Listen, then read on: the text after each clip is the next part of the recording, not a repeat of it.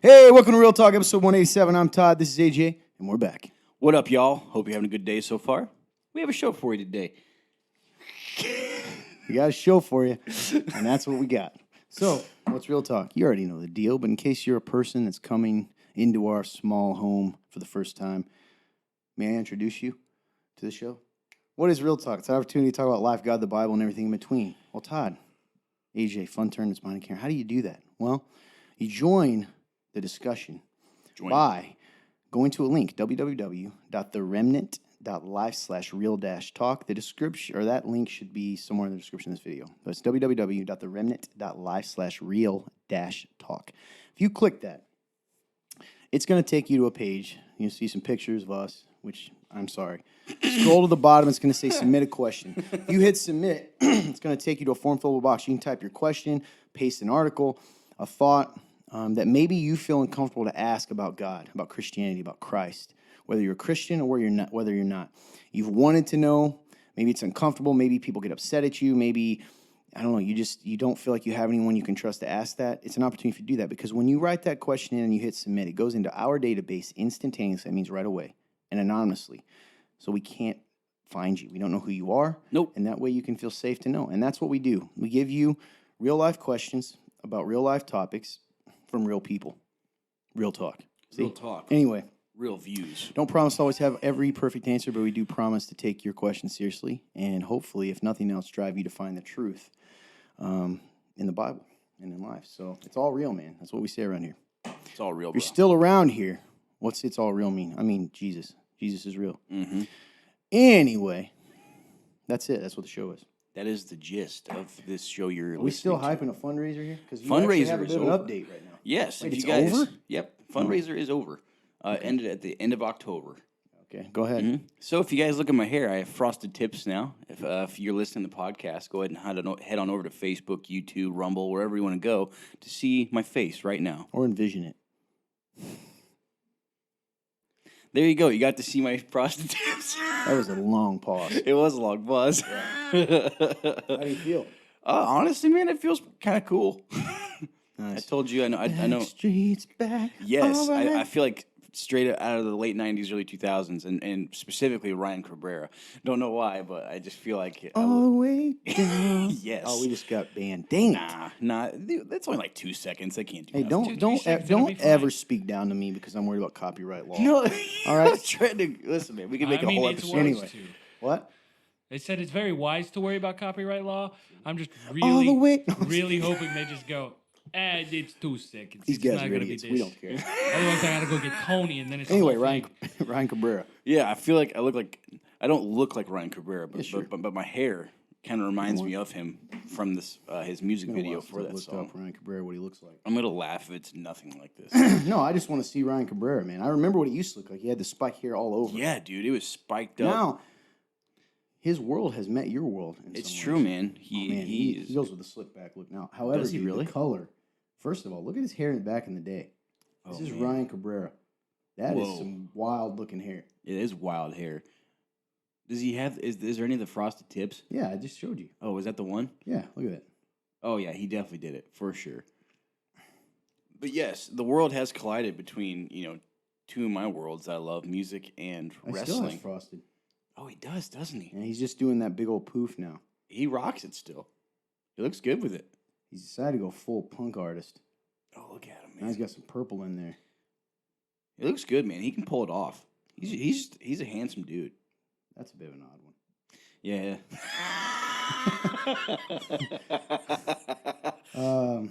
Yeah, he had just married WWE superstar Alexa Bliss. So Yeah. they just got married not long ago. So yep, those are both my Ryan worlds Cabrera. colliding. A little bit of a note for you. Yeah. 40 years old. Really? Shocking, isn't it? It is shocking. Does it shock you, AJ, that Ryan Cabrera is older Here we than go. me? No. Does that make you feel strange that the man you think is hip and cool is older than me? Does that rock your world a little bit, AJ? You are a young, Does that shock you? prospering man. Oh, I can't believe what I'm seeing. Is that how it feels? I'm so sorry. Alexa Bliss, on the other hand, a little older than you think. I think did not she's in her know. 31. Yeah. Would have not guessed that. Me either. I wouldn't have guessed it either. Anyway, Ryan Cabrera brother's took 5-10 minutes of our show. Anyway, that frosted hair. Yeah. Turned out better than you think. Yeah, If man, it that looks pretty good. doesn't- If that doesn't take care of any copyright claims, then I don't know Name what of the show, does. Ryan Cabrera.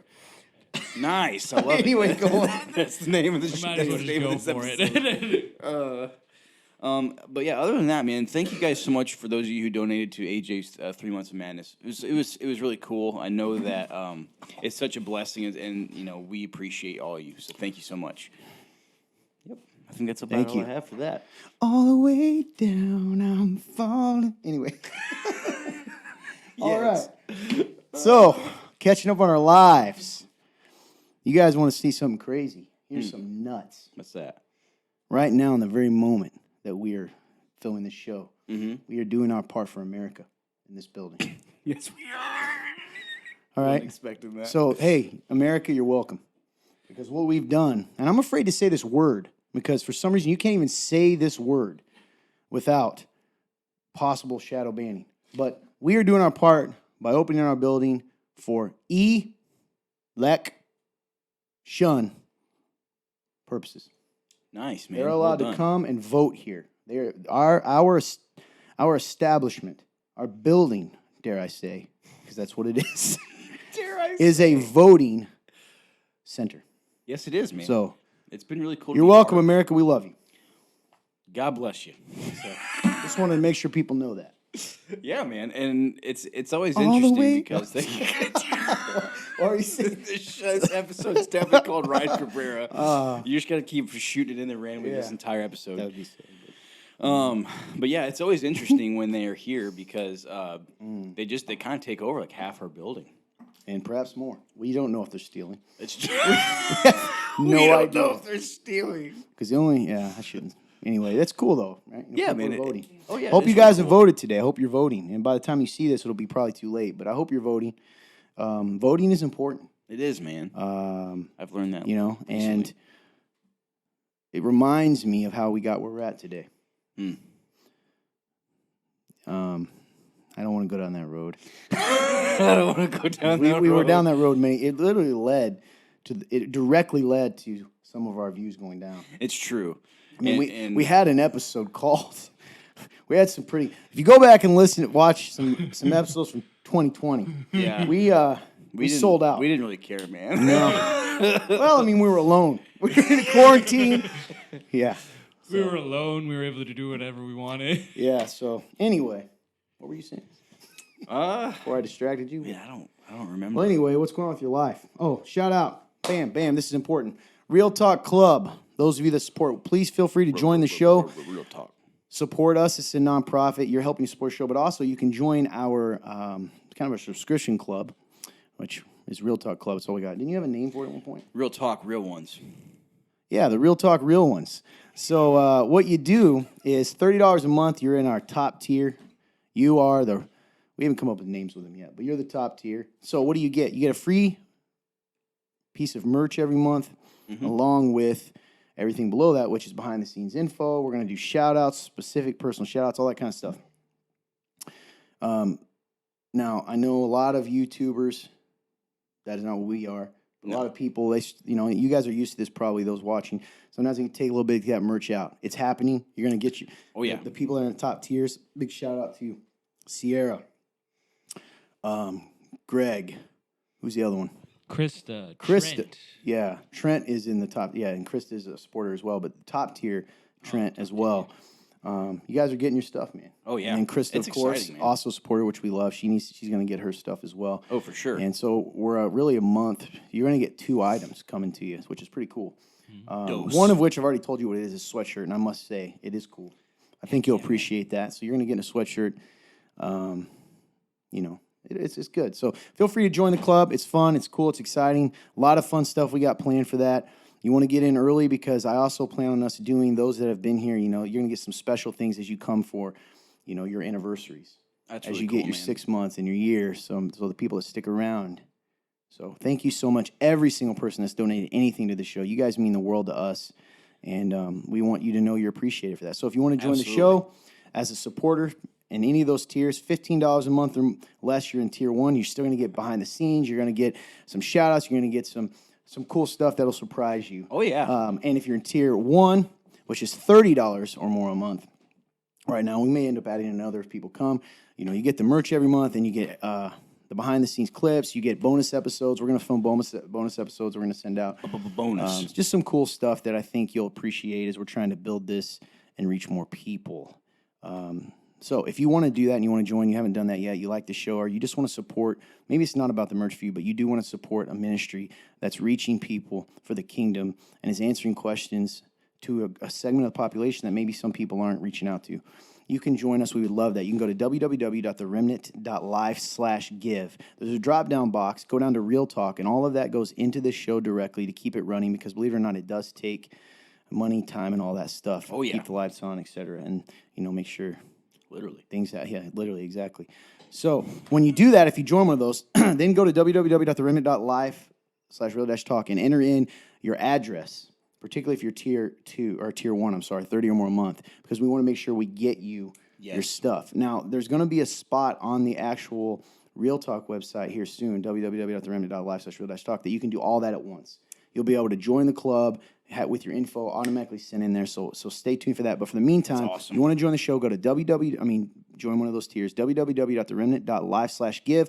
Use the drop-down box to go down to Real Talk, fill in your info, $15 a month or less, right? Or it's 15 at least, right? Yeah, yep. $15 a month, you're in tier 1. We may just go everything below that because we're just friendly people. So anything below. If you give anything monthly, right, regularly. And then $30 a month or more, you become a member of tier 1. Then go to www.theremnant.life/real-talk and enter in your contact info so we can make sure to mail that stuff to you. Boom. Well done, my friend. I'm trying, man. It's a lot of info. It's doing well.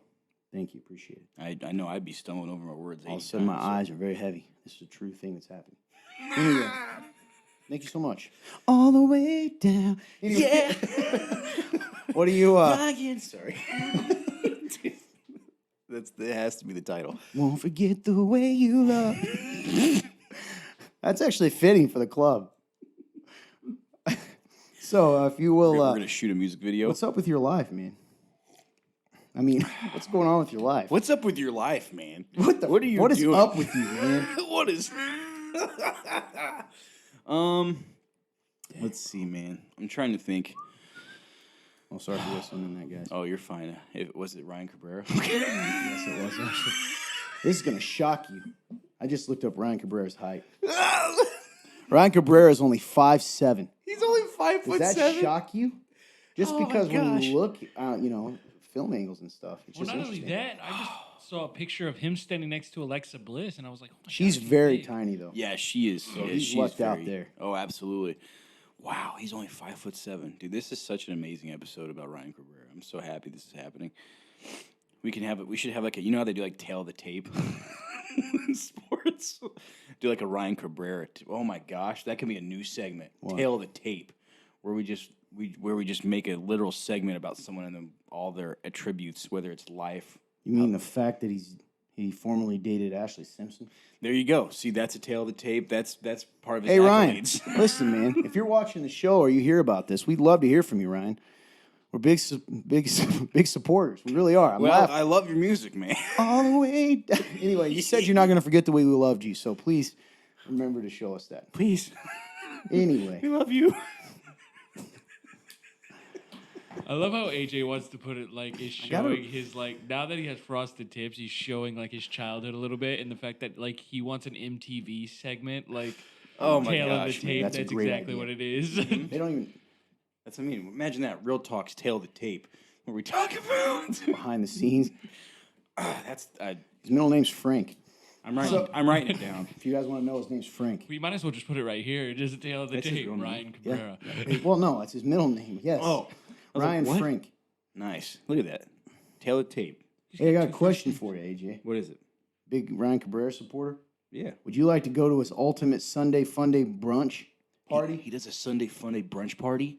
Yeah, and he's inviting you if you want. I want to go. I'm just saying. It's As long as he sings that song, man, I'm in. True. That was the other big one, wasn't it? Are always back to me. I'm trying to remember some of these other songs that he came out with. Let's see. Anyway, we should probably just get off of Ryan Cabrera for a bit. Yeah, But I suppose. What's going on with your life, man? Still reading. Reading's going really well for me. Reading the Bible. I'm still in Acts. I'm in at this point, I'm in Acts, what is it, 16 or 17 now? And Acts 16. I just finished it up. So I'll be going into Acts 17. But I was reading, and what's cool that I noticed in my reading was, well, first off, before I actually get to this, I read, was it in 15, is when Barnabas and Paul separate, and it said they had a sharp disagreement, and I was curious what that really means. They argued. They got in a fight. They literally, this is what makes it so interesting. They had such a big disagreement that they couldn't travel together anymore. But That's guess right. what? Both were believers. Yes, and so but why do they say sharp? What does it mean? Sharp in that case means like a serious, like a bad one. Gotcha. Like Okay. a bad argument. Yeah. Okay. Because I tried to look into it, and What'd you find? it was all confusing. I couldn't understand it really. Like some people said that it was almost like an act of violence, and I was like, Oh, they what? had a fight. I was like, what? So I wasn't really sure if that was actually true or not. So I wanted to ask because I was like, man, it says they got in a sharp disagreement, and that's when they decided to part ways, and it was because of Mark. Oh, that's right. Because Paul's like, listen, man, Mark literally left us. I don't think he's up for this. And then Barnabas was like, no, man, I think we should forgive him, and we should, he should come along, and that was the reason why. Yeah, I kind of remembered too. Took a little. I couldn't remember the name of the person, but yes, it was Mark. And because Mark had left them earlier, Paul was like, "No, Mark's not coming." Yep. And then Barnabas, who's a very encouraging guy, is like, "We should take Mark." And Paul's like, "No, we're not taking Mark." So Barnabas ended up going with Mark. Paul went with Silas. Yep. However, we do know later on, right, based on the fact that Paul mentions that Mark at least was helpful. Yes. That they somewhat heal that restoration. It's really cool, yeah, because that's what's some of the research I did. That's what they ended up talking about was he ends up saying that he is worthy of good good standing, and it was really cool. But so I read that, I thought that was interesting. So that was just part of life there. I was trying to do some research, and it was kind of confusing. So because the whole idea of a sharp disagreement, I was like, what does that mean? They fought? It was interesting. But it brought me to. Just again, it's been That was a weird face I made. Someone's going to see a horrifying face. Really? I just did this. I don't know why. My jaw hurt. Even going. I'm Dude, so sorry. I get it. No, you're fine. Man, I'm so sorry to those that watched that. If I didn't address it, dude, I promise you they would have been like, "What just happened?" It was that weird. You're gonna see it. I'm excited. I'm just gonna sorry. play it in slow mo. I'm just kidding. But so the next chapter, Acts 16, Paul and Silas actually get arrested, and what's cool is they're in the jail, and this earthquake happens, and everything doors fly open, their shackles come undone, and essentially they minister to one of the guards, and the guards takes them in and houses them, and he gets baptized, and his whole family gets baptized. And I was like, man, it's so cool because the guy was so scared that when it happened, he pulled out a sword because he was ready to it says that he was ready to almost probably just kill himself because it was going to be all these people against him, and Paul shouted no, don't, and then told him the gospel, and I was like, wow, what a Paul just blows my mind, man, because of his faith and his mindset and how he's constantly just he just has that gospel mindset, man, that God mindset. It's just always about God. And I'm like, I don't know how he does it, man. I don't understand it because there's just so much that happens in life, and I can find myself not, so I guess when it comes to my life, I guess this is where it comes in, but I don't think that way a lot of the time because I'm so caught up in other stuff, other factors of life that the God mindset doesn't come along with it always. And I'm like, man, dude, it's just so convicting, and it's boldness, and that's been a theme of my life is boldness. Reading through Acts, there's so many acts of boldness in it, and I'm like, dang, You know, I feel like God's trying to tell me something about like, hey, Jay, like, you need to be bold.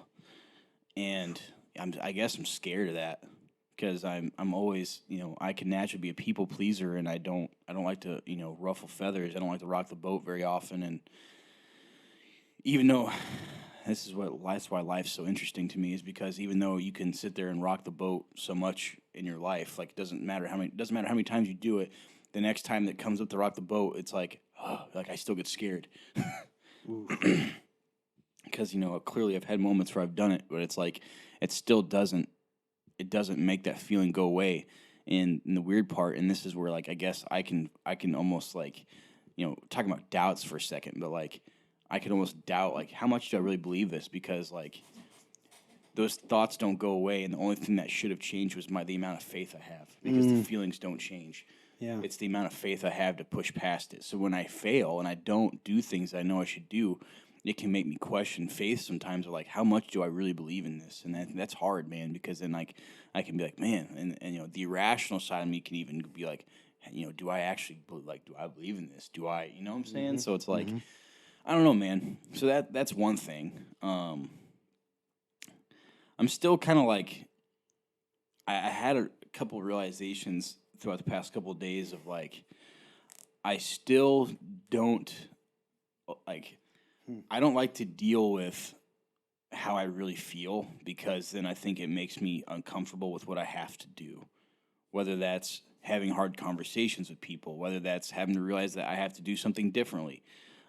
So then I've spent so much of my life, excuse me, I spent so much of my life just kind of stuffing those things down, and that's just what I'm used to. It's what I did since I was a kid. So it's like I spent so much time doing that's just my norm, and it's hard for me to bust out of that. But I had that realization of like, man, I still do this, and like I am trying to, not only am I trying to like trick others sometimes into like everything's fine, I'm trying to trick myself. Like I'm having an inner battle with myself to almost like convince myself, yeah, man, like that doesn't bother you, or like, yeah, man, like you're fine, like that doesn't matter. And then before you know it, that's probably why I'm so anxious, because I'm constantly at a battle with myself, because I'm trying to tell myself that like this isn't reality when it is. How I'm feeling isn't reality. You just gotta move on and just know you're supposed to be joyful. You're supposed to, and it's like, gosh, no wonder faith can be so hard sometimes, because we make it hard. And I make it hard because I don't just let it be and then deal with it. I try to fix it in an unhealthy manner, because it's by not doing what God tells me to do. I do the opposite. So it's like, dang. So that's another thing I realized. The good in that, though, is that it gives me an opportunity. And I always pray, man, like that is one thing I do pray to God about, is I say, God, please just like give me opportunities for things. Like give me opportunities to see things, give me opportunities to move. And he gives me opportunities to see things in myself to where I can there is action that can happen behind it. He still gives me the opportunity. So that is a blessing. So yeah, man, I think that's for the most part where I'm at. Trying to think. I'm going to a Notre Dame game. Is that this weekend? It's the 17th, I believe. So whenever that is, I think it's a couple weeks from now. Yeah. Yeah. So. No, wait. Was it the 17th? Or no, I thought it was happening on a Saturday. It must be the 19th. Must be the 19th, because I'm pretty sure it's on a Saturday. But yeah, I've never been to one, so that'll be fun. Yeah, that'll be crazy. Oh yeah. It really will. It'll be fun. So yeah, there's my life in a nutshell. Life in a nutshell. Yeah, man, I think the difference with Paul is, I mean, I'm sure he did what Jesus told him to do. Prayed and believed and acted the way he's supposed to act. And yep. Sometimes I think we want to complicate it. Oh yes. Like you said, but yeah, I'm not really sure what to add to that, other than sometimes you got to do action. We got to do action. It's true. That's what it comes down to at the end of the day, is action. You're right. I'm so sorry, guys. Dude, I get it, man. It's been a weird season so far. Hot, cold, cold, hot. Yeah, it's making been rough. everybody feel weird. Yeah. But how is the highway of life for TB? Well, first of all, I just found something completely shocking. What? I was just singing the Highway to Life because, Rascal Flatts. It's on the way down, not all the way down. On the way down. You knew that. I've been singing all the whole time. I never noticed. Yeah.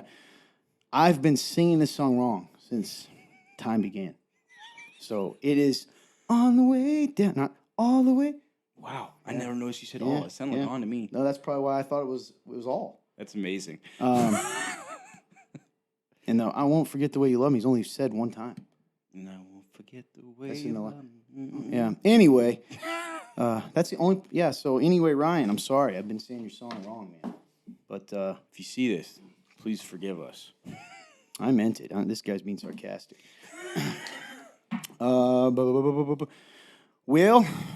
weight loss journey. I've been updating you guys. I'm now, because what happened.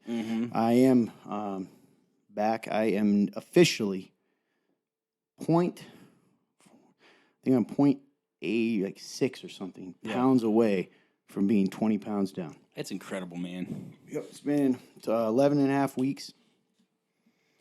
So we'll see. That's pretty exciting, though. Oh, yeah. What else to say? Flag update. Things went pretty well this time. We won. Yes. Tied the week before with the guy who tried to tackle me. Yep. Didn't have any of that. I did get shoved into a wall. The Heisman moment. But that guy was okay. We won. So we are now 1-1-1. That's right, man. Got them ones across the board. So, yeah, it was okay. What else? I guess I don't really have anything to update you on. So. I understand, man. Sometimes I forget what happens in life just because I didn't even think about flag or anything. Yeah, I think if I've had any deep epiphanies, probably not any that I can really think of that was worth sharing. A lot of cool stuff just to be a part of. God's real, and I mentioned a few weeks ago. I guess I could talk about this a couple episodes ago, I believe, about wounds from our family. Yeah, pretty raw episode for us. It was, man. That was a great episode. But what's crazy is less than a week after that, I had the beginnings of real reconciliation with a family member that came out of nowhere. 100% God. So wild. So really, really thought that was an incredible miracle. And the reason I thought of that is it's all real. And we had prayed the day before. I didn't give specifics, just in general. And just the next day, got a phone call and some reconciliation. And the person just said, "Hey, I don't want to leave things the way that they are." And I thought that was crazy, man. It's all real stuff. God's so incredible what he does, man, how he moves. Yeah, it's pretty surreal. Yes. So, yeah, I guess that's it. On the way down, though. I do want to read a comment we got from one of the old members of the Pod Squad. Pod Squad. It isn't on here, and it says, quote, "I'm still trying to catch up, but you can count on this Pod Squatter to be a part of the Real Talk fan club, the Real Talkers, the Real Fans of Talk, the RT fan club, the RT Pod Squad, or whatever y'all end up calling it. Because I'm 100% into all things Real Talk, exclamation point. And that is our dear, lovely, fun Krista. Krista, well, thank you so much for joining up. I can't speak, man. Thank you so much. She's been a long time listening.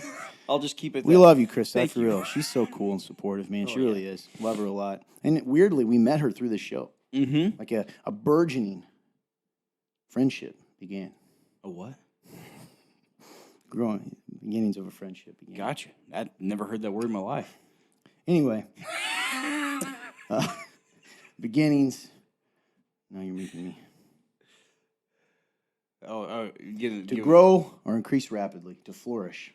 Nice, dude. You are such a word guy. It's amazing. I read a lot of books, man. Dude, you said so many words right. It's funny because I'd be like, what does that mean?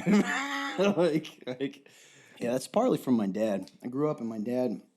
This is true. He constantly read, voracious reader. Well, I knew you were gonna say that. I was about to be like, what does that mean? Constant? Ate a lot of it, yeah. I mean, ate a lot. He absorbed and consumed a lot of books. Gotcha. He was a reader, for real, like more than anyone you've ever seen.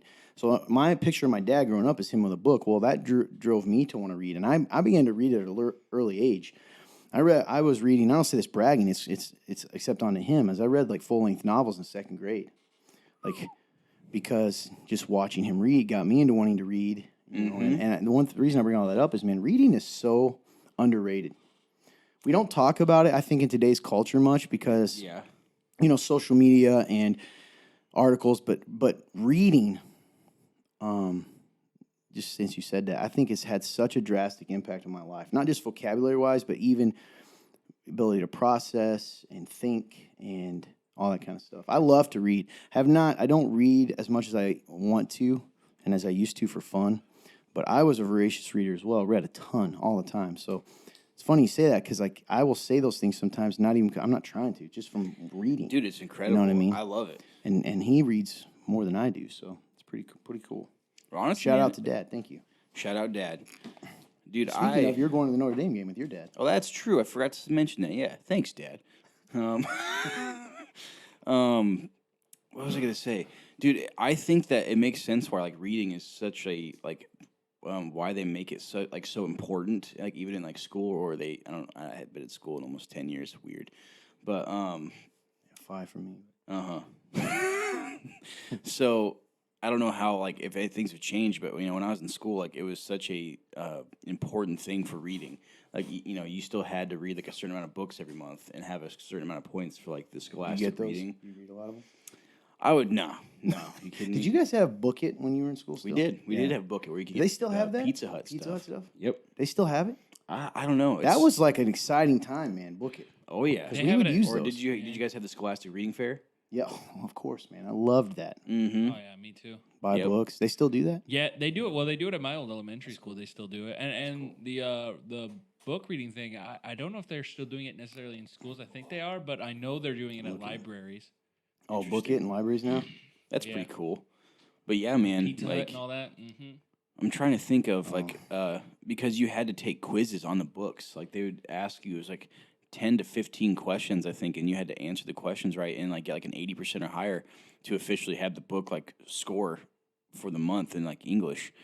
And dude, oh yeah, I mean, I would just try to guess honestly a lot of the time because I didn't read the book I had.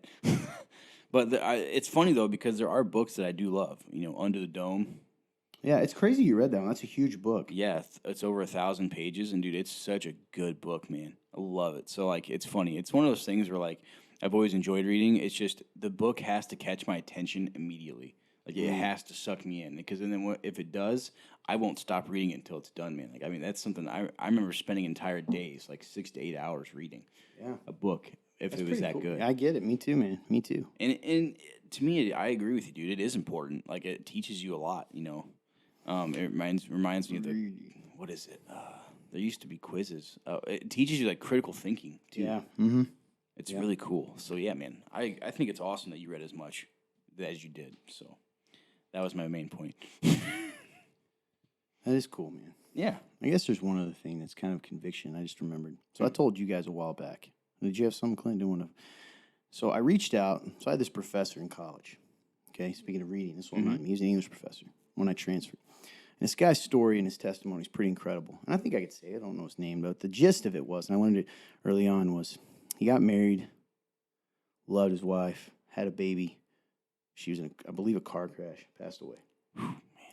So he's left with this infant, trying to work, get his degree, you know, his master's. And his testimony, man, he just impacted me. He's married, get remarried now, and his son, you know, he had raised his son.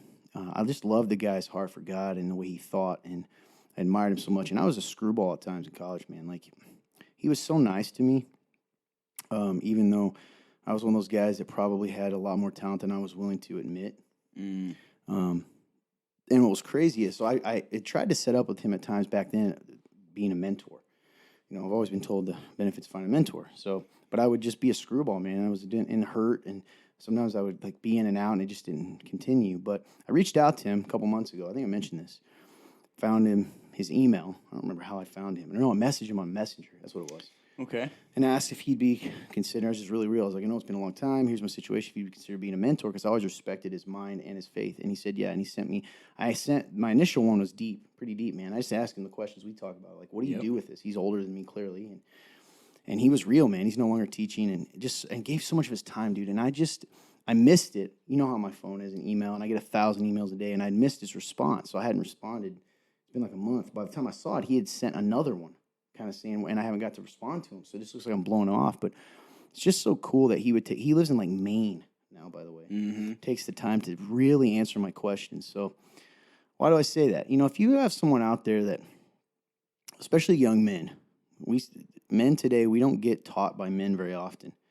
And it's important to find a man, older man, if you can. Sometimes you can't, that you can learn from, because we need that, man. And all of human history, up until really, the past 40 years, maybe less, that was a typical thing, man. Even if it wasn't like this official mentorship, right? You learn from men. Yeah. Maybe even more than that. Maybe it's the past 50 years. But I just think it's interesting. And to kind of say it out loud, that I feel terrible because he gave me real answers, like, and deep, and like stuff that made me think. And that for me, sometimes I'm like, I won't just say that about anyone. No, absolutely not. So, if he ever sees this, Prof, I'm gonna get a hold of you. But I need to sit down and do that because I really do appreciate it. And it's like, it's one of those things that it's so deep, and I feel just so bad that it got lost in there. That it's going to take time because I want to give it the time it deserves. His responses. Absolutely. So hopefully he doesn't shut it down in the second one. Because once again I look like that screwball because of what I was like in college. Anyway, it was cool of him to do that. Older men. And everyone is able to mentor someone. You know what I'm saying? When you're 18, you can be somewhat of a mentor to a 12-year-old, 10-year-old. That's true. Or if you're 30, So it's cool. I just thought a lot about that and how we all crave that a little bit. Absolutely, man. It's interesting to think.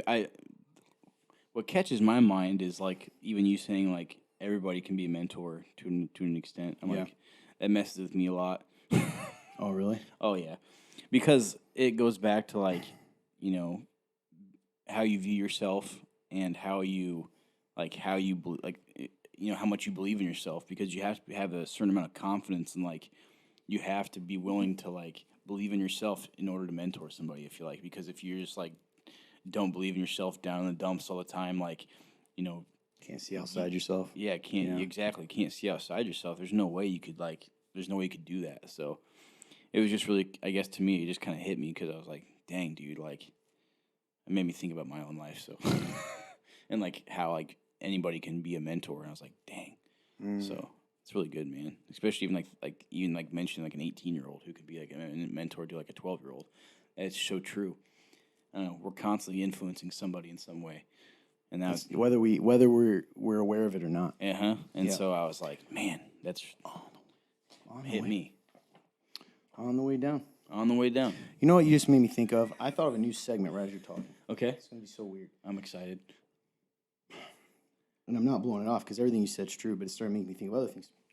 We should do a segment called, like, Unpopular Truth.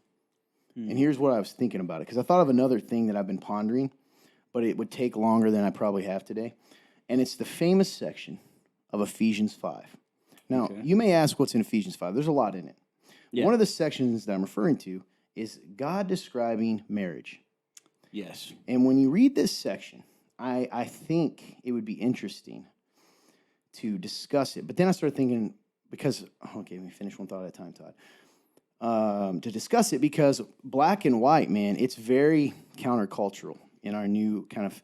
in today's world. Sort of feminist-driven world, meaning that, feminism, of course, started off in a good thing, I suppose, in a way of wanting to get women's rights and making sure they're treated the same. But then it's kind of went too far, Agreed. It's turned into more of men hating. But because of that, a lot of the ladies, even Christians in the world, are raised in that, and it affects them subconsciously. Yep. But when you read it, right, because like, for instance, the concept of loving your wife as Christ loves the church, that's used as a hammer all the time for men. You've got to sacrifice. And then it gets twisted to what you should. You have to do what she wants. That's loving her. Well, then we don't talk a lot about, and I was told by someone that they'd never heard this preached, and I've done it before, and it isn't popular, is they're called to submit to Christ. And here's an interesting phrase, and this is a little preview. And I don't even want to talk about it. I'm not giving you what I thought, but it'd be interesting to go through this. It says, submit to your husband in everything.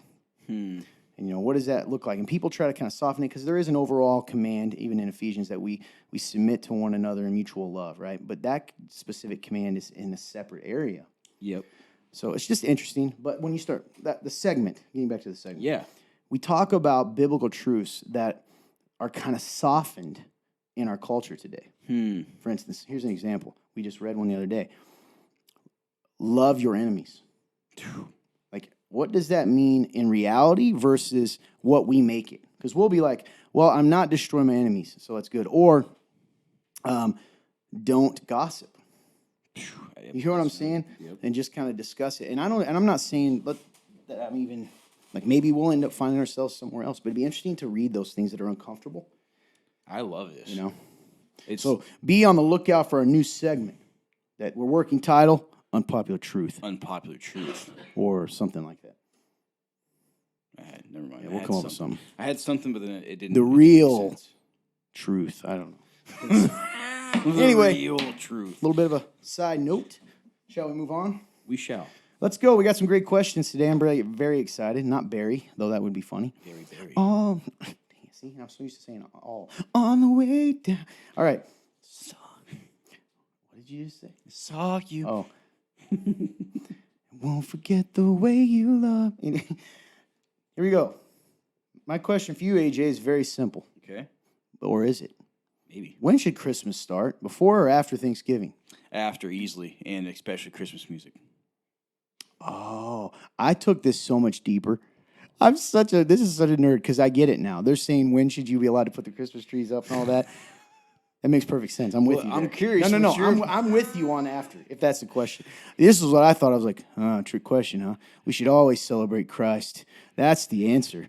Before, during, after. That's what I thought, dude. That's so funny because my mind did not go So there. do you? Well, I think you're right. I think your reading of it is. I'm mocking me now. Now it all makes sense. I was like, what an interesting question. Why they use? I'm such a nerd, but yes, I agree with you. So, have you known anyone? Well, what about you, Fun Turn? First of all, we definitely do not celebrate Christmas before Thanksgiving. First of all, I'm fluffy, so I love Thanksgiving. I love to eat, for one, but two, there's a song that I play around this time of year. Yep, you played it earlier. On Dude, repeat. I'm not gonna lie. I can't. I know I'm gonna hear it, but once I do, I can never stop singing it. You remember that? yeah. It went on for 4 or 5 months. Oh, I yeah. almost sang it just Don't now. do it. I almost did. Oh, it's so good. Because I saw him share the link in our thread, Yep. but I haven't Yeah, watched it yet season. because I knew what was gonna happen. Yep. 'Tis the season. I would agree. After, let me ask you guys a question. Yeah. Do you know anyone that begins before? Bethany. Well, yes, that I agree. But she's wearing a Christmas hat in March. Also, my boss at work. Really? If she could listen to Christmas music right now, she would. She just knows there'd be a riot at the store. Do you know anyone that puts the tree up before? My boss. Wow. You? How about you guys out there? Any of you put your tree? I'm not mocking you. I'm just curious when people like their traditions are. Do you put it up before? I think a lot of people put it before. I certainly didn't growing up. No, me either. What makes you think a lot of people? I think I see pictures a lot of the time. Like on my social media. People You are know, ready for Christmas. I'm one of those guys. I'm not a Grinch. I think Christmas is a beautiful time of the year. I love it. It is. I really love it. Definitely. There is a different feel in the air. I'm just a Grinch in life, Saint though. Nick. So, like. That's not true. You're not a Grinch at all, except in your music taste. That's true. Oh, that's a story. Oh, no. Oh, no. I was wondering when this would get brought up. I forgot about this. So I find out Tim, who we mentioned before, our good friend, goes to this church. By the way, that's Fun Turn dying in the background if you heard him. I'm making him go to the doctor. The guy has the Black Plague. And he's like, I'm feeling better. Anyway. Better over here. Yeah. So our good friend Tim, this was Sunday men's group. Someone comes in and we're like, where's Tim? At men's group, he wasn't there. He's like, he's at the Goo Goo Dolls concert. Mm-hmm. Now, before I start, I already was kind of my alert went up. Because AJ, if I'm correct, the Goo Goo Dolls, at least at one time, was your favorite band. Or one of them. Very up there. Very Yeah. up there. Mm-hmm. Well, you have a tattoo on your arm. I do. Signifying one of their most depressing songs. It's going to be upside It's a black balloon. Yep, Baby's there it black balloon. Yep, there it is. Yeah. Yep. What's that song about? Heroin addiction. Yeah. So, And somebody dying on it. and you got that on your arm. So, Yep. that was previous. Anyway, so he likes it, and I'm like, oh, that's interesting. And then someone said, yeah, it was Cowboy Kenny that brought this to my attention. And he goes, yeah, AJ doesn't want to be friends with Tim because he was invited to a Goo Goo Dolls concert here in Indiana, in old Fort Wayne, and he told him no. Yep. And I looked at AJ just with utmost shock and said to him, this story, guys, stick with me. It's unbelievable. And I said, is this true? And he goes, oh, yeah. I go, why? Do you not like Tim or something? He goes, oh, no, man. It's that secular music thing. Because he's been listening to the show for a while. He's all about, before he was stage, music was a huge thing to him, and it led him down to some dark songs, which affected your mood. 100%. Which, by the way, this led to the infamous thing where he was like getting angry a couple years ago. Oh, yeah. And I had to say, I have nothing to do with this conviction in your mind that you're not supposed to listen to this stuff. And you were like raging at me. But let me go on. So I felt like the Holy Spirit's been telling him to stop listening to secular music as much. Yep. And for a while at all, which he never followed. And he's going to say he never did. Which is, by the way, it's a whole other spiritual thing we talk about here. Because you definitely felt convicted to do that and just didn't do it. It's true. But I digress. I said to him, he goes, yeah, the secular music thing. And I go, are you kidding me right now? The secular music thing. You didn't go to the Goo Goo Dolls, one of your favorite bands, because you're not listening. He's like, yeah, man, I'm really taking that serious. I said, okay. If I take your phone right now and I look at your Spotify history, you're telling me I'm not going to see any secular music. He goes, yeah, you'll see a little. I said, okay. Well, so if I see it, you sure I won't see a lot? And you said, yeah, you'll probably see a lot. But we're not even done yet. So, listen to me. He says that he said no because he's turning his back on secular music while still listening to secular music the whole time. Which, by the way, we're not even saying he can't ever listen to secular music. This is a personal thing he felt, right? Yeah, it's true. We're not done yet. So then the story goes on. He continues to say, I said, that then clearly the reason you didn't go to the Goo Goo Dolls had nothing to do with the secular music thing. And he's continuing to swear up and down that is the reason that he didn't go. So then it hits me. It hits me. Two things hit me. I said, if I look at your phone, am I going to see any of the Goo Goo Dolls? And he says, let me think. And he goes, maybe a song or something. This is what he said first. Then, after that, you let it slip as we're talking. Yeah, they got a new album out. And I said, I go, did you listen to the new album, AJ? He goes, yeah, Tim sent it to me. So I listened to it. Let me put this in perspective for you. He said no to going to the concert with our friend. Because he's not listening to the Goo Goo Dolls. Okay, he's not going to the Goo Goo Dolls concert because he is convicted about listening to secular music while listening to secular music, including the Goo Goo Dolls. But yet, you're telling me that's the reason you didn't go. That is the craziest thing. This led to quite a talk with about 10 guys in a room. Oh, it's true, actually. Oh, yeah. Everybody, because they tried to help you a little. Like, oh, well, you didn't listen to Goo Goo Dolls at least, and that's how that came up. And you go, yep. And I could tell by your face, because I know you, that you had listened to it. Anyway, yeah, think about that for a minute. Listen, I never said I was a sane person. What was that? Oh, sane. I thought you said the same. No, sane. Anyway, sorry, Tim. But he got to take his lovely bride, I believe. So Yes. How was the show, man? Was it good? she probably fell asleep. She fell asleep a lot. If she's listening, she's so mad. But she's not. Jill, you ain't listening. Anyway, Got her. I can just throw Easter eggs in because you're not listening, Jill. And neither are you, Singleton. And neither are you, Sierra. Got them all. Oh, hi, Mandy. I listen to things. No, you don't. See, those are just names of old fans. Old I can just fans. throw in there anymore. Anyway. Oh, hi, production guy Blake. Oh, you're weird.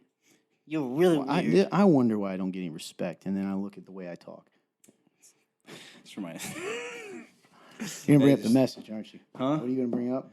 It just reminded me of you said something very similar the other day, and then did something like that right That was after last you night. said, oh, yeah, that's right. It was last night. Yeah, that was last night. He said the other day, like it was 6 weeks ago. No, Anyway. that was last night. That's Yeah, right. where I said I need to start being more normal. Yep, and then immediately went, like 2 seconds later. I have problems, man. I don't deny that. Dude, So I'm thankful for Jesus. it was Anyway, hilarious. what's your question? All right, it says, you guys have answered this before, but for life me, I cannot find it. What does it mean to be spiritually mature? Can we ever be spiritually mature before death? Well, you can't be fully spiritually mature, glorified, right, is the term, like perfect before death, right? That we're on that sanctification journey to become more like Jesus. And I think the term, when we say spiritually mature, to me, and this is how I define it, though we may not reach full spiritual maturity, meaning perfection in our faith, right, for lack of a better word, until after death and we're glorified, we certainly can mature in this life. Yeah. So instead of worried about whether can I be perfectly mature in this, spiritually mature in this life, are you any more spiritually mature than you were? That's good. And one of the things I say a lot, and I say this to myself, I just told you guys this earlier today. If I am not any different from a year ago, there's a problem in my faith. So I will define spiritual maturity for myself. Spiritual maturity is when you're growing to the point that God's way and God's truth and the pursuit of that is trumps how you feel and what you want. Right? It's the ability to do things you don't want to do. Right? Sometimes I don't want to read the Bible, or sometimes I don't want to love my enemy. Not because, and do it because you love God enough to do it. And then not do things you want to do that he tells us not to because you trust his way is better than your way. And it's growing in that. You know what I mean? Yeah. So when you talk today about kind of emotional maturity is the ability to not let your emotions, to be in control of them, right? To not let your emotions dictate your life. Well, spiritual maturity is kind of almost opposite of that. As you grow, you learn to let the spiritual things of this life, right, your faith in Christ, matter more than what you see, do, and want to do. Does that make sense? Absolutely. So that's my definition. Yes, I think you can be more spiritually mature and grow in that in this life. And in fact, I think you should. That's what sanctification means, becoming more holy, becoming more like Christ. And I think that's where all Christians are called to do that. And we should. Good, man. The more time we spend with him, the more time we spend doing what he said, the more time we begin to act like the new creation and creature we are in Christ, naturally, the more we're going to become more like him. It's just my thoughts. Really good, man. Yeah.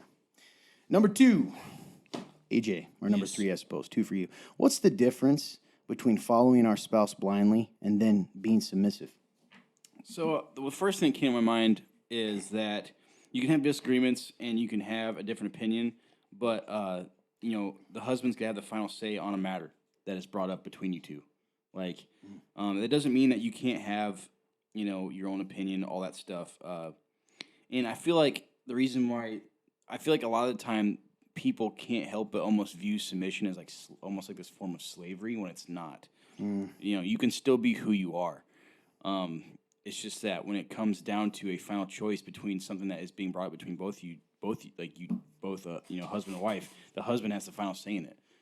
And I think that,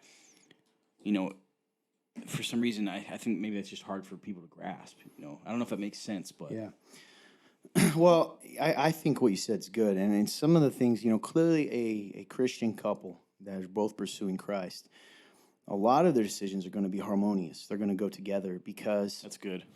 Naturally, right? If you're following God, what it does is God is a God of order, and he knows how humans are. So what I would say is, let's take a CEO of a company. Is he any more important than the store manager of a company? Not really, because if you don't have those store managers, the company falls apart. But he has to make certain decisions that the store manager, for lack of a better word, whatever store this is, doesn't have to make, right? And vice versa. Yep. I think God gives us that because he's a God of order, and he knows at times let's say both people, and we always talk about this, your family, the husband wants to move to Texas, the wife wants to move to New York. And they talk, and they both try to come to agreement, and they both are kind of like, well, I hear you, I respect you, I hear you, respect yours, but I still stand here. Who's going to win? Well, God doesn't want the family split up. No, not at all. So then he's given us the tiebreaker. And that is, as you said, which I like. You're kind of challenging people, final say. He's the one who's going to have to make that decision. And that's a weight. And if he's doing it right, that's a weight. It's not about being the king or the emperor of the world. Yep. And it's a beautiful thing to see a couple work in harmony together. But yeah, I think you're right. He gives us that organization because he knows what's best for the family. And at times you're going to have that. Or say there's a fast situation, something has to happen fast. Maybe you don't have time for a big long discussion. What's the family going to do? That's good, man. And we live in the modern world where like stuff like that doesn't happen. I always think of things like, Lord forbid, people, war-torn countries, where, families got to make big decisions fast. You're going to sit there and have a 35-minute family meeting? You don't have time for that. And God, this isn't popular, but God's naturally wired men and women differently. It doesn't even mean that the man is smarter, better, or more worthy. Many, many times a wife is smarter than the husband, right? But that doesn't matter. That the store manager out there may be smarter than the CEO, but you still have to have organization to get somewhere and to succeed. And I think that's why God gave us that. Absolutely. And he's wired us to be that way. I always love It's a beautiful thing, really. Submission. Remember this. Christ said, nobody takes my life from me. I give it, right? I gave it up. Meaning he submitted to the Father and he submitted to the cross. He chose to do that. It takes strength to do that. And a woman is not weak because she submits. She's a real woman because that takes a lot of strength. Absolutely. Especially to be countercultural. Sorry to cut you I off. always love just when you bring up the idea of like God is a God of order because that makes so much sense. Great question, though. Mm-hmm. And following our spouse blindly, that's the one part of this I'm kind of confused by sometimes. Like, yeah, if your spouse is leading you somewhere that is dangerous to your family, tells you to drink the poison Kool-Aid, tells you to do things that aren't godly, God still trumps that. Oh, yeah. You know what I mean? But we're talking about deliberate sin, not just opinion. You know what I mean? Absolutely. So, like, that's a great, I'm glad you brought that up because that separates the issue entirely. Love that. All right, my friend, you're up. Yes, the next question. How can we go about being in a union after being alone for so long? Like a woman, and that's one of the, they put woman, who has been on her own for so long and now having a husband. How can we allow them to be part of our lives fully when we've been on our own for so long and had to do things on our own? So one man that they're using here is kind of a term. It's from a sermon where we talk about the different masks men and women can take. And by masks, we mean the fronts we put on. Yes. Right? To sort of protect ourselves and to get ahead in life. And the woman is sort of that woman, we all know the stereotype of hard charging, domineering, takes, I don't need any man. I'm in control. I wear the pants, those kinds of things. Yes. We've seen that. Excuse me. So what they're saying is, listen, I've had to be alone and take care of myself so long, and maybe even in a divorce situation in which there's a biblical divorce, right? And you're raising a kid, that makes it even more. And you all of a sudden now, God hates divorce, by the way, and because of what that does to people. Yeah. She ends up having to carry all that weight, make these decisions on her own. All of a sudden now she gets married, and now she's supposed to give that up. Yep. Because when she's used to, that's really hard. Oh yeah. That's genuinely, that would be really, really hard. One, because it's become a habit, and two, like you've become so independent because you didn't have someone to rely on in that moment. So how can we go about being in union after being alone for so long? I think that's where your faith comes in. And I think that's where you remember that it's not even about your husband. And that's what I try to tell couples all the time, both ways. Hey, husband, it's not about whether your wife is worthy of love, right? In fact, she's not going to be at times. When it says love your wife as Christ loves the church, we're a part of the church. Is the church on this earth worthy of his love? Are we? The answer is no. Am I worthy of his love on a daily basis? No, not every day, not every minute. In fact, there's times I do the complete opposite of that, right? Yes. And he continues to love us once we put our faith in him. Well, it's the other way around too. So when a man chooses to love his wife at times when she's unworthy of it, he does it because of his faith in God. Not even his faith in her, his faith in God, because God said, son, this is what I'm telling you to do. It's not even about her anymore. And that goes the other way around, and this isn't popular. So for this one, in this case, and I think there's some humility here that you're asking this, because you even define yourself as being that. Like, I know I've had to you said, woman, you've kind of taken this hard exterior because you've had to carry that weight. Maybe don't make it so much about whether or not your husband is worthy of it, whether or not your way was better than his way, because maybe it was. Whether it's harder, because a lot of times you're going from making decisions on your own, which is very fast, and the humanness can get in that of what I want's what matters here. And think of it as this is an indication of your spiritual maturity. That's what we're talking about. You submit to your husband, right? And you work together with your husband, not because you even love him. even though you probably do. Yeah. Not because he is worthy of your respect, but because Christ is worthy of your respect. Man, that's really good. And you're called to submit to him, right? Mm. As to Christ. And I think that's what I mean by unpopular truths, interestingly. Yeah. Because on the surface, if you just look at that from a 21st century perspective, it seems so sexist and all these things. But that's because you've decided, we have been brainwashed to put power as the ultimate definer of value. You get what I'm saying? Oh, yeah. So, power, quote, right? It goes back to leadership. What's real leadership? Is real leadership being the boss, or It's is it being a not. servant? It's the servant, man. So, my one, I want to encourage you because your heart's showing here, and two, is my tangible advice is to make it about Jesus.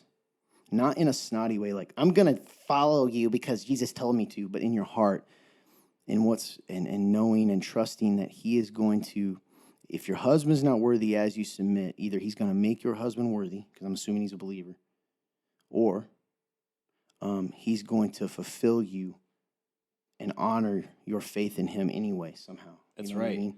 That's really good. Yeah, and I think that's what it boils down to. And the other thing I would encourage you to do that is not, for some reason, doesn't happen Not popular? in churches and in any marriage, but I think in the world we know it. But in Christian church marriages, it's so mind-boggling. Is communicate with your husband. Let him know that.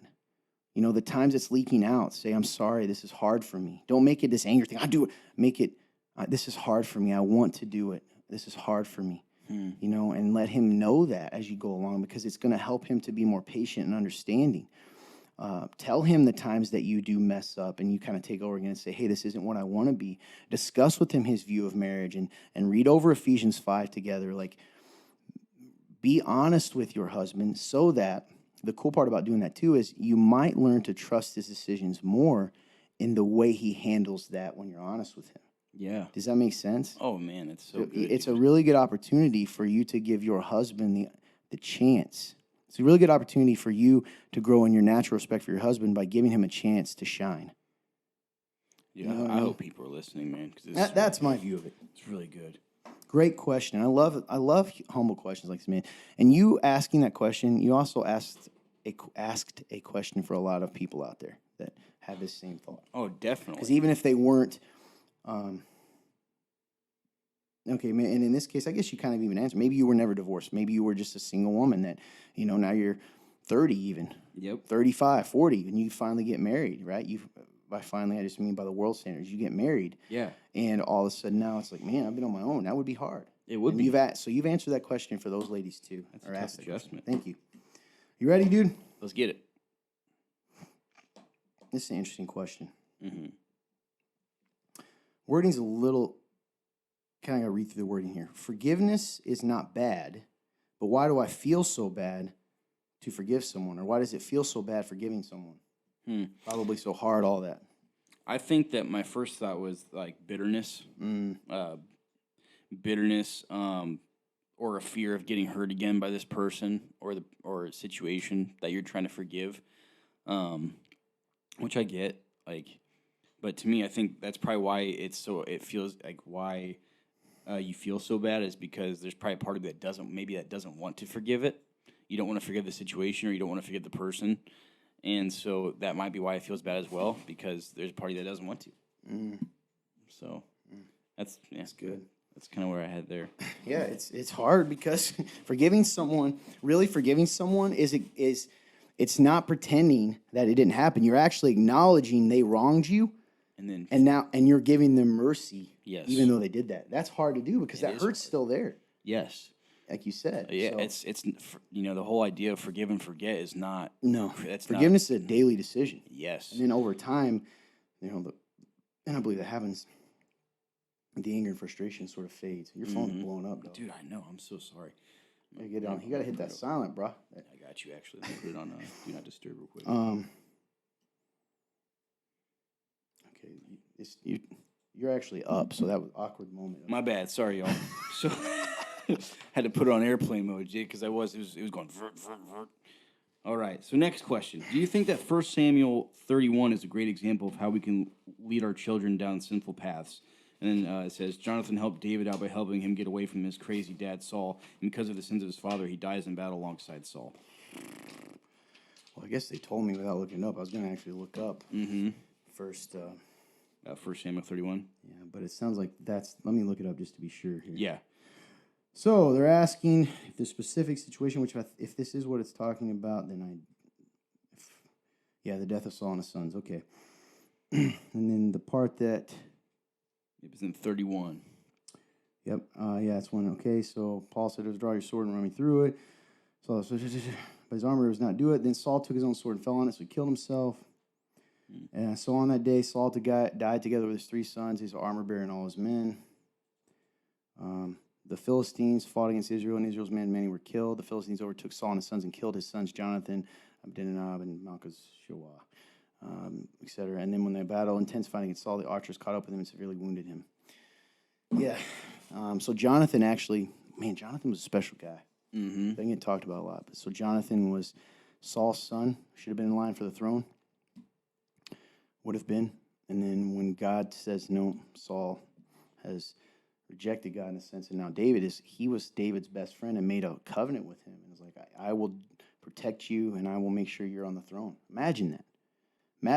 It's insane, man. And then still faithful enough. Talking about honor your father and mother. That he was there fighting with his dad against these people, these evil people. Because remember, those people are still evil that are coming against Israel. Man, dude. And I think that's a perfect example of the idea of how we can lead our children down simple paths. Or more, maybe better way to say it is that our sins can affect our children. Yeah. The idea of like the sins of our father fall to the children, all that kind of stuff.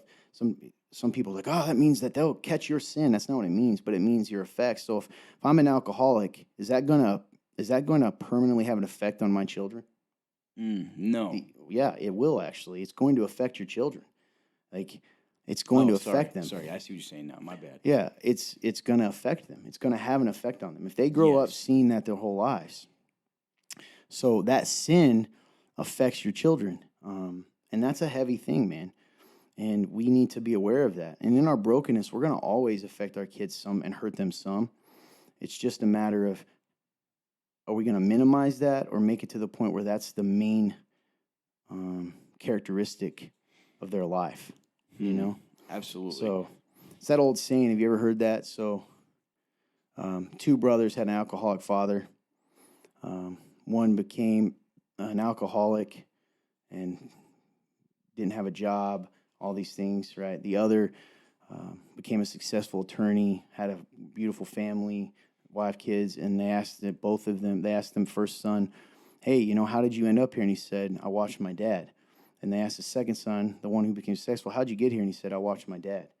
And it's like both of them were affected. One let it define him, and the other one let it push him the other way. So that's really good. Yeah, I think that story is a really sad story of one man's decisions leading to, in this case, the actual death of so many people. So, yeah, great question. That's really good.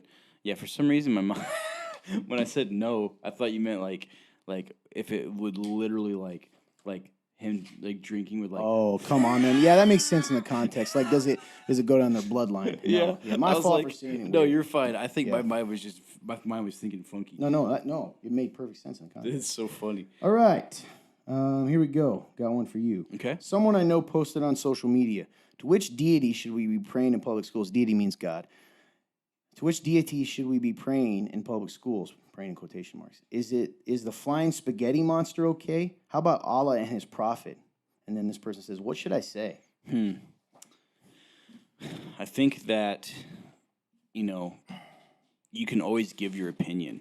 You could always say, I believe in the one true God, and that's why I feel it should be in school. Like, I guess we would probably need a little more context to fully understand the situation. But, you can always give your opinion. I can understand why it might be a little scary because it sounds like this person's very, I wouldn't say hostile, but they're just very, what's what I'm looking for? Gosh, what is it? They are very sarcastic towards the situation, so I can see why that might be a little intimidating. But yeah, if you want to, if this is the place where you're feeling led to stand up and give your opinion. Yeah, that's. Yep. I will tell you this. When I see things like this, depending on the person, so if it's just like, say, an old classmate, it depends on my level of relationship. The closer they are to me, the more likely I am to respond to them, though I always do it privately. If I post on that person's post, they're clearly aggressive post against Christianity or against religion, and it becomes public, people are much more likely to be aggressive and fight you and argue versus I send them a private message and ask, it lets them know I'm trying to respect them too. But if it's someone close to me, I'm willing to do that. If it's someone far away, I just ignore it. And honestly, if it's someone that's kind of far off in my circle of intimacy, circle of friendships, I will literally remove them from my feed because I just don't want to see that kind of stuff. Yeah, because it's just like I'm too tempted to get into it. Sure, absolutely. So like he said, you want to give your opinion, just expect that this person clearly is not going to be open to what you have to say. Absolutely. I do think it's interesting that look how respectful they were about Allah and his prophet. They won't even say the name, right? Because that's a respect of Islam versus, Christ. Yep. And I've heard that even, I believe him, everybody gives Kanye a big deal. I think he said this too. How come people say whatever they want about Christ? He's not the only one, but I think he said this recently and people jumped him about that too. Yeah. But I can't say anything about, It's true. Allah and Muhammad, etc. So Yep. it's fear. That's why. They can say what they want, but we all know what they say to do to anyone that says anything negative or mocks their religion, right? It's You're going true. to get killed. That's what it says. And Christ says the complete opposite, to love your neighbor. So they can't take advantage. Love your enemy. They take advantage of it. Really good questions today. Absolutely, man. Really good questions. Let's see. How long has this show been going, my friend? Over an hour. Oh, We're sitting at about probably around an hour 20 or about an hour 50. Oh, that's long. Wow. Yeah, so we're just going to have to get out. You know what? Maybe that bonus episode could be the Real News, Real Views we release. There we go. Because I do want to go through these. I just saw the other one he put on. It's pretty interesting about the... I'll just give you a little hint. The article headline is 1/3 of Americans say they attend religious services at least once per month, survey finds. Now, what's interesting about that is the numbers, right? Yes, they got some interesting statistics. So we'll get to that sometime. All right. Fun turn, great job. Hey, great show. What do you got to say, my friend? Thank you guys so much for watching this. Hope you guys enjoyed it. If you did, please like, share, comment, whether that's from Facebook, YouTube, Rumble, anywhere else. And just let people know why you're watching it. Social media is such a dark place nowadays. Why don't we give people a chance to see the light and just spread the message of Jesus? So why don't you share this? I'd appreciate it. Thank you. Awesome. Love it. Love you Fun guys. turn? Anything? Love you guys. Sorry. We had to send Tony down the line. He's been getting a little bit long-winded lately, and he wanted to get some sort of sandwich. Not really sure. He was very hungry, so we sent him out there to go get a sandwich. You don't want to deal with hangry Tony. He's not great, but like he said last week, there's every plot. I haven't done this in a while. Tony's been doing it, so I got to get back in the swing of things. Every podcasting platform we are on, so if you could go down below, drop us a 5-star review, and write something in there, a little blurb. Doesn't have to be too crazy. It can just be like, what's your favorite soda? What's your favorite sandwich? Do you like water? No? I understand. Or you can give us a heartfelt message. We really need those as well. We love you guys. I hope you have an amazing day. And that's it. Love it. Hey, I got a couple things to say. One is, on the way down, I'll fall. Save me from myself. I won't forget the way you love me. Shout out, Ryan. Thanks a lot, man, for the show today. Thank you, Ryan. I'm sure we're going to get caught for this. But, hey, all ownership of this song belongs to Ryan Cabrera and his record company. We are using that as homage to him. Anyway, see, Clint, I covered us. Legal jargon. Anyway, I got nothing to say. They said it all. Love these questions. I'm so blessed to be a part of your guys' lives and to answer these questions. I'm so thankful for that. And I guess I just want to end up by saying, listen, the world is going to tell you to look away from the truth and let them tell you what truth is. But here's the thing you got to know about truth. And I've said this for a long time. In our culture, this isn't popular. Truth is objective, not subjective, meaning the very concept of truth means there's only one. It has to be, right? A truth is a truth. There's either gravity or there's not. There's either a sun or there's not. And there's either the Christ, right, or there's not. And since we know the truth, which is the Christ is real, right? Jesus is who he said he was. The world doesn't want you to see that. The enemy doesn't want you to see that because he knows it leads to life. You were made to be in a relationship with God. That's why all the things you've succeeded in, all the things you've gathered for yourself, your money, your clothes, your relationships, all those things still don't fulfill you. That's because your purpose is bigger than that. And your purpose is to be living and walking statues of God's glory. That just by living your life and loving people and being different and having a relationship with God points people to God. And I just want you to know that God loves you, that even if it's hard to see the truth, that the truth is there waiting for you. You just got to ask to see it. So go to your Bible, read it for yourself. Start in the Gospel of John.